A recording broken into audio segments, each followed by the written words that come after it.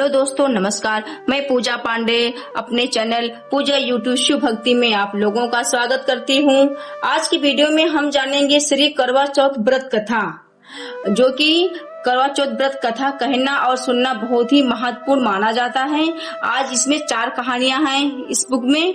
तो आज हम आपको एक कहानी साहूकार वाली सुनाएंगे। आइए सुनते हैं व्रत कथा। करवा चौथ व्रत पढ़ने से पहले, सुनने से पहले आप लोगों को एक काम करना है। पहले अपने हाथ में ऐसे जल को ले लेना है, इसमें चावल ले लेना है, पुष्प ले लेना है। तो हाथ को इसी तरह फिर बंद कर लेना है, तब आपको कथा पढ़ना है या सुनना है। तो चलिए सुनते हैं करवा चौथ व्रत कथा।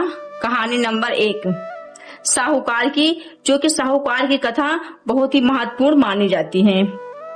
एक साहूकार था जिसके 7 बेटे और 1 बेटी थी। 7 भाइयों व बहन एक साथ बैठकर भोजन करते थे।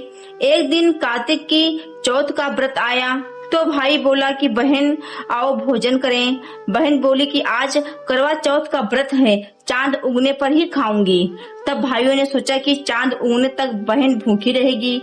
तो एक भाई ने दिया जलाया, दूसरे भाई ने छलनी लेकर उसे ढका और नकली चांद दिखाकर बहन से कहने लगे कि चल चांद उग आया है, अर्घ दे ले। बहन अभी भाभियों से कहने लगी कि चलो अर्घ दे। तो भाभियां बोली तुम्हारा चांद उगा होगा, हमारा चांद तो रात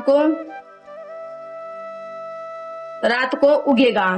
बहन ने जब अकेले ही अर्घ दे दिया और खाने लगी तो पहले ही गिलास में बाल आ गया, दूसरे गिलास में कंकड़ आया और तीसरे गिलास में मुंह की ओर किया तो उसकी ससुराल से संदेशा आया कि उसका पति बहुत बीमार है, जल्दी भेजो। माँ ने जब लड़की को विदा किया तो कहा कि रास्ते में जो मिले उसके पांव लगना और जो कोई सुहाग का आशीर्वाद दे तो उसके पल्ले में गांठ बांधकर उसे रुपया दे देना। बहन जब भाइयों से विदा हुई तो रास्ते में जो भी मिला उसने यही आशीष दी कि तुम 7 भाइयों की बहन बनी रहो, तुम्हारे भाई सुखी और रहें और तुम उनका सुख देखो। सुहाग का आशीर्वाद किसी ने नहीं दिया। जब वह ससुराल पहुंची तो दरवाजे पर उसकी छोटी ननंद खड़ी थी।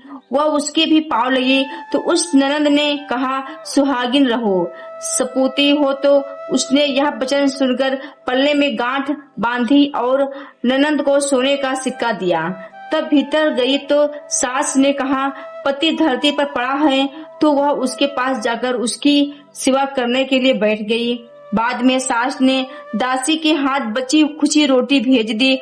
इस प्रकार से समय बीतते बीतते मृगशिरा माघशिरा शीश की चौथ आई। तो चौथ माता बोली करवा ले भाइयों की प्यारी करवा ले।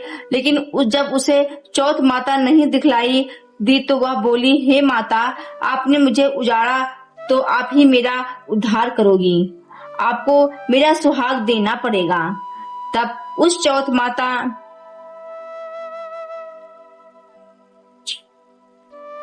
माता ने बताया कि पौष की चौथ आएगी, वह मेरे से बड़ी है, उससे ही सब कहना, वही तुम्हारा सुहाग वापस देगी। पौष की चौथ आकर चली गई, माघ की चली गई, फागुन की चली गई, चैत्र बैसाख जेठ आषाढ़ और श्रावण भादों की सभी चौथ चली गई और यही कहकर चली गई कि अगले वाली को कहना। अश्विन कुवार की चौथ आई तो उसने बताया कि तुम पर कार्तिक की चौथ नाराज है, उसी ने तुम्हारा सुहाग लिया है, वही वापस कर सकती है, वही आएगी तो पांव पकड़कर विनती करना, यह बताकर वह भी चली गई। जब कार्तिक की चौथ आई वह गुस्से में बोली भाइयों की प्यारी करवा ले, दिन में चांद उगानी करवा ले, व्रत खंडन करने वाली करवा ले, भूखी करवा ले। यह सुनकर चौथ माता को देखकर उसके पांव पकड़कर गिड़गिड़ाने लगी, हे चौथ माता, मेरा सुहाग तुम्हारे हाथ में है, आप ही मेरी सुहागिन करें। तो माता बोली पापिन हत्यारिन, मेरे पाँव पकड़कर क्यों बैठ गई? तब वह बोली जो मुझसे भूल हुई उसे क्षमा कर दो। हे माता, जो मुझसे भूल हुई उसे क्षमा कर दो, अब भूल नहीं करूंगी। तो चौथ माता ने प्रसन्न होकर आंखों से काजल, नाखूनों में से मेहंदी और टीके में से रोली लेकर छोटी उंगली से उसके पति का छींटा दिया तो वह उठकर बैठ गया और बोला कि आज मैं बहुत सोया। वह बोली, क्या सोए? मुझे तो 12 महीने हो गए, अब जाकर चौथ माता ने मेरा सुहाग लौटाया।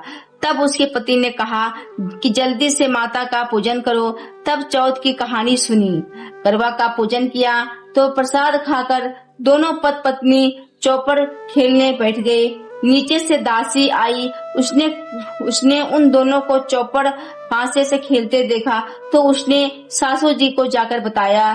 तब से सारे गांव में यह बात प्रसिद्ध हो गई कि जब स्त्रियां चौथ का व्रत करें तो सुहाग अटल रहेगा। जिस तरह से साहूकार की बेटी को सुहाग दिया, उसी तरह से चौथ माता सबको सुहागिन रखें।